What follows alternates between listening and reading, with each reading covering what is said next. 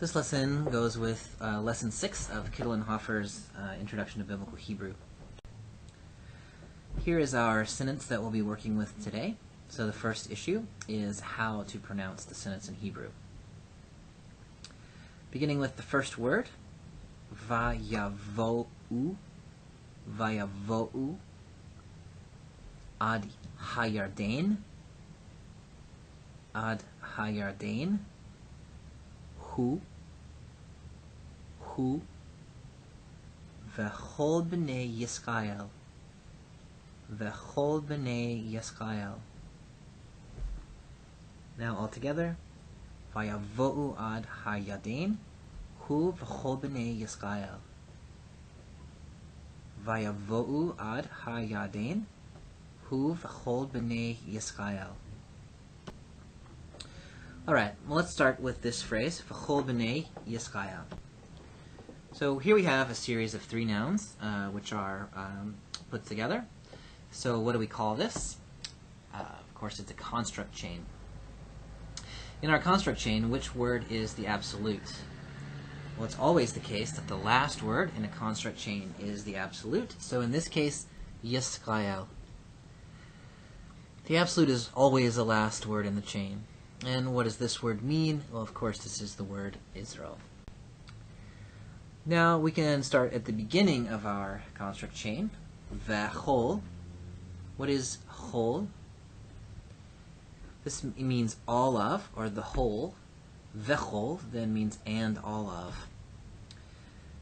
When you look this word up in the dictionary, in the lexical form, it is not chol with a kametz hatuf, but rather chol with a cholim. So why do we have the reduced form? Well, the reason is because we have this word here in construct form, and so vowels in construct form reduce as far as possible. So this cholim reduces to kametz hatuf. The long O reduces to a short O. Now the word left in our chain is b'nei. B'nei is a form of a word that we already know, and that is the word bain, meaning son. Now the form b'nei is the masculine plural construct form. So the construct form of masculine plural nouns end in sereyod, b'nei, as you see here. So this word means the sons of. So it's plural and it's construct. So the whole phrase, v'chol b'nei Yisrael, means and all of the sons of Israel. Now, let's take a second and review the forms of the masculine noun. In the absolute form, the singular of this noun is bain, and the plural is banim. Here we see our hirek yod mem, im, which is our plural masculine noun ending. So bain, banim. You see a vowel change between bain and banim from a zere to a kametz. This is just a pronunciation issue in Hebrew. The construct form in the singular is ben. So here we have a construct form. We reduce our vowels as far as possible without violating any rules. So bain becomes ben.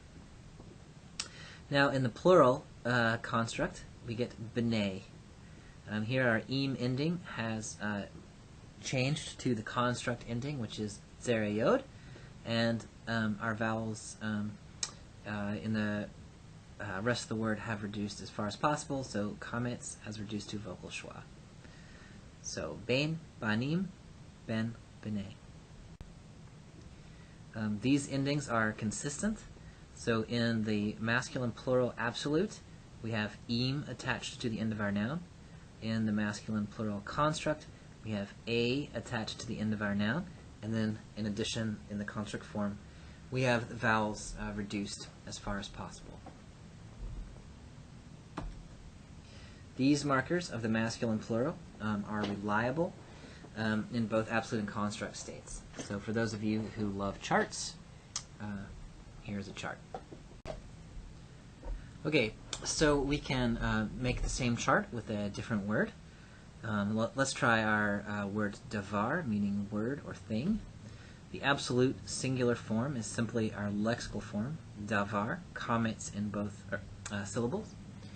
The construct form, as you learned last time, is reduces the vowels as far as they can be reduced. So construct form will be devar.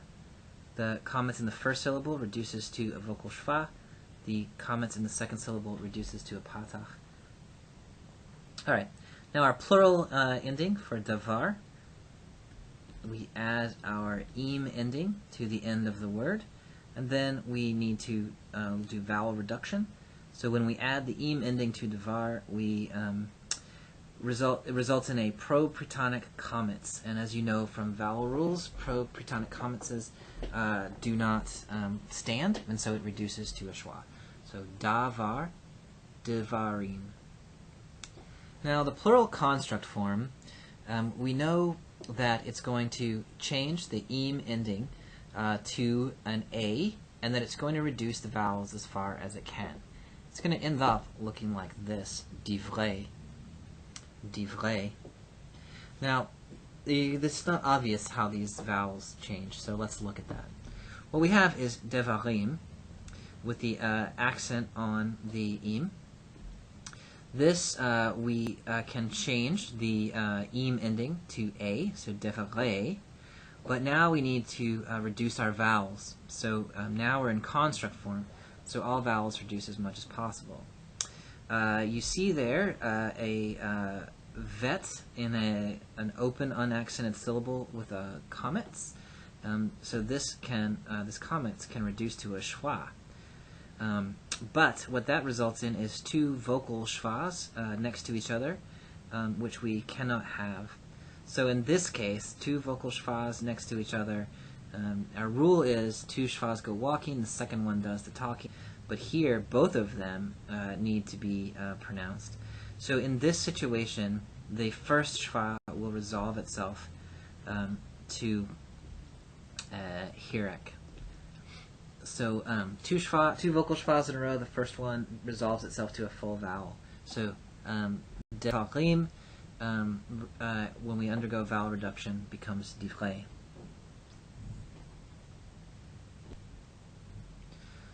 Okay, let's return to our verse. So this phrase, hu v'chol b'nei Yisrael, hu you know as a vocabulary word.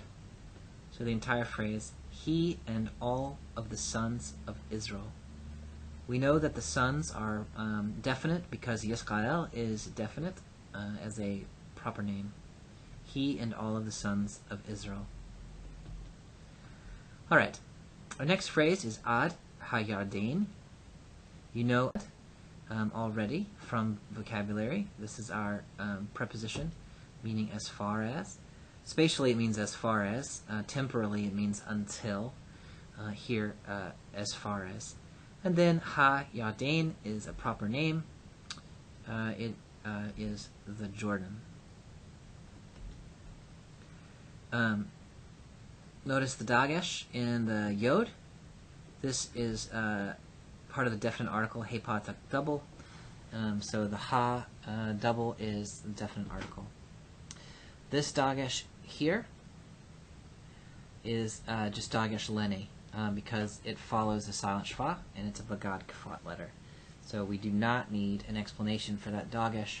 It is simply a pronunciation issue. So all together, as far as the Jordan. Now we come to our verb, va yavo'u.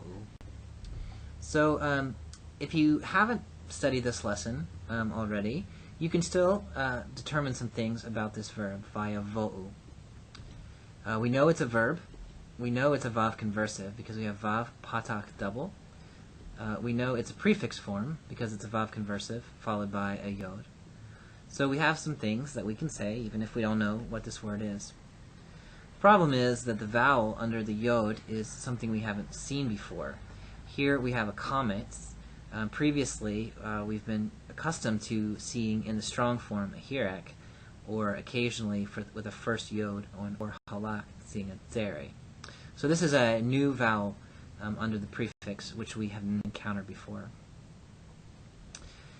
Typically, this vowel is a hirek, so vayishma, or vayimloch, or vayiktol, or vayifkod.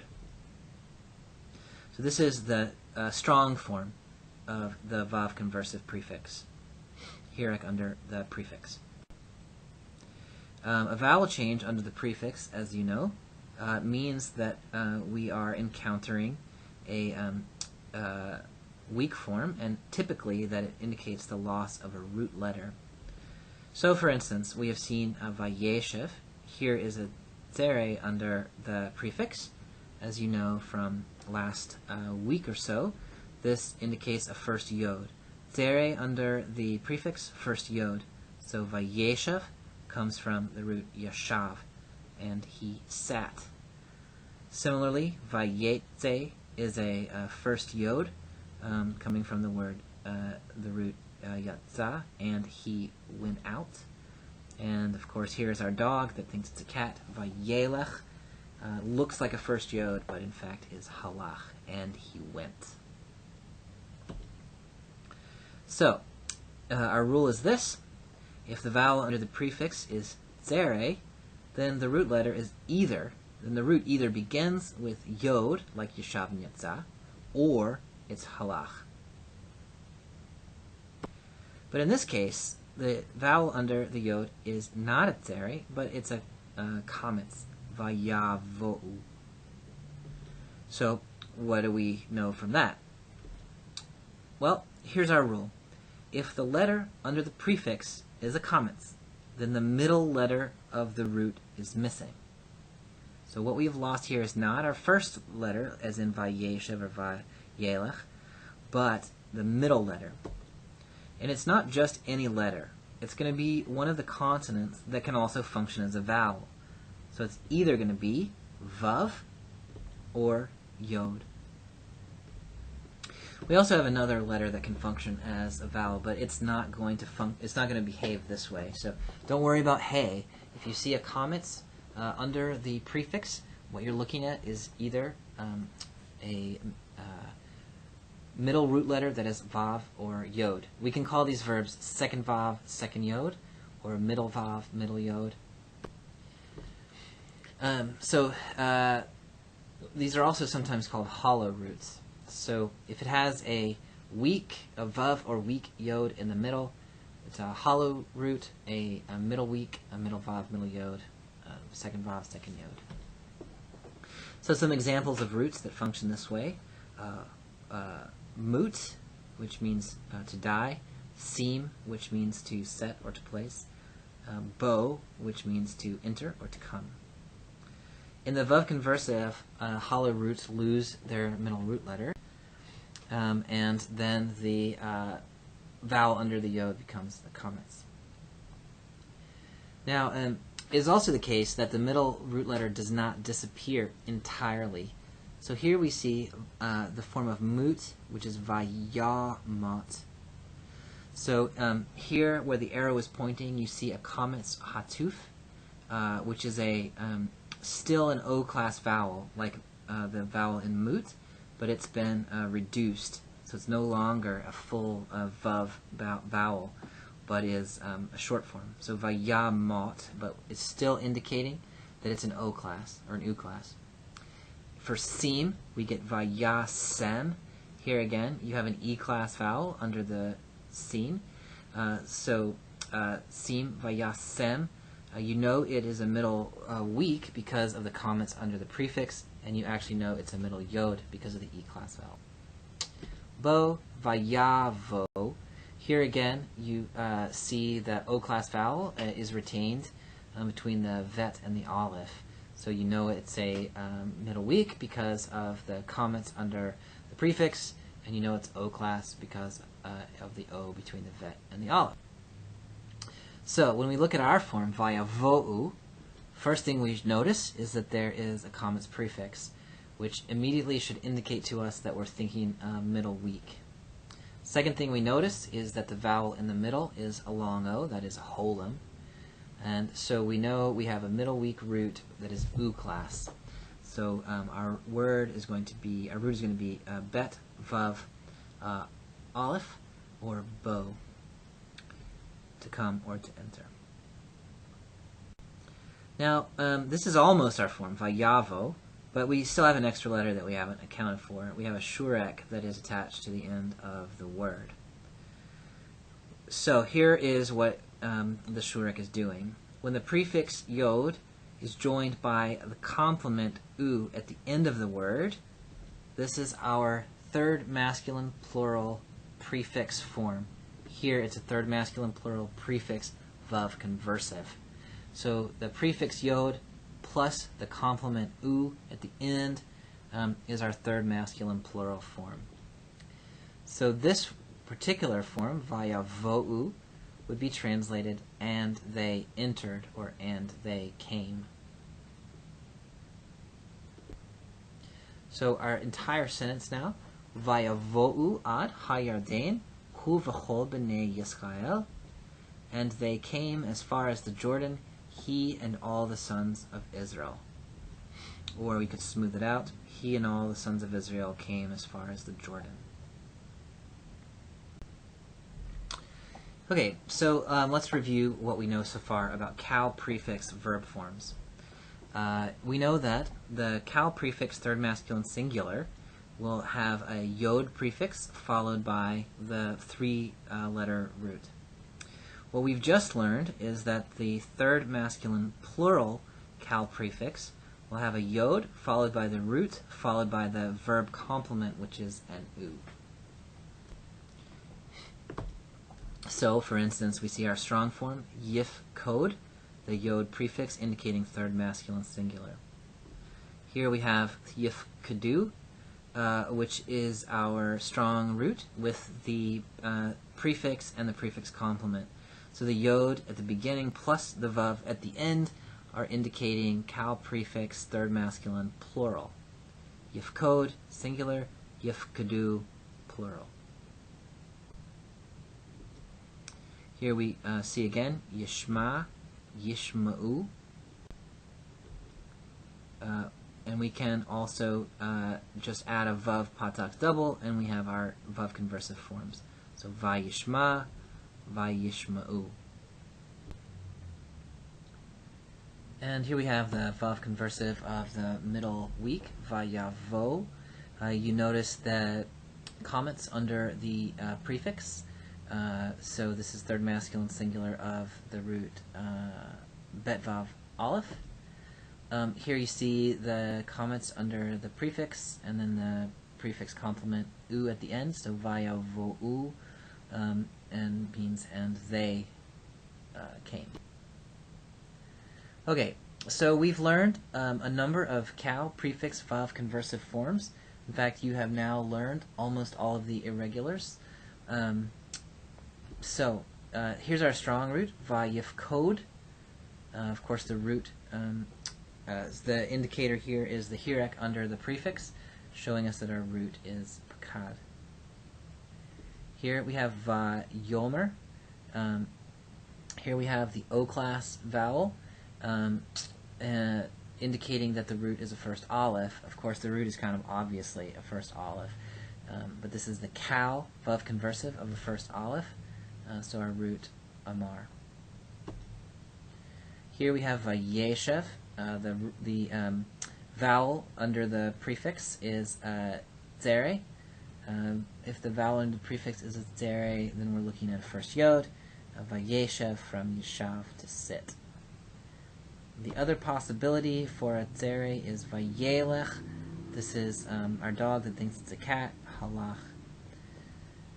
If we see a comets under the prefix, then we're thinking middle week, and so this is the cal prefix vav conversive of bo.